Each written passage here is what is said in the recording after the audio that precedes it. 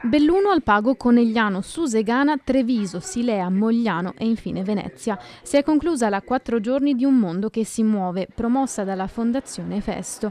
Un viaggio itinerante, tappe percorse da decine di persone aventi disabilità diverse e i loro accompagnatori per testimoniare il livello di accessibilità turistica nelle città del Veneto. 4 giorni incredibili dove abbiamo potuto scoprirci, scoprire, esplorare, esplorarci dal punto di vista umano. Incontri con associazioni, amministrazioni, ma soprattutto con le scuole. 600 gli studenti di medie e superiori che hanno accolto i ragazzi in viaggio. Un Veneto ovviamente che partendo dalle cime montane arrivando fino al mare è molto variegato ma è molto fertile, quindi stiamo seminando questi semi che piano piano germoglieranno, speriamo molto velocemente. Credo che progetti come questi abbiano per le nostre comunità un valore davvero incredibile e che vadano sempre supportati e valorizzati.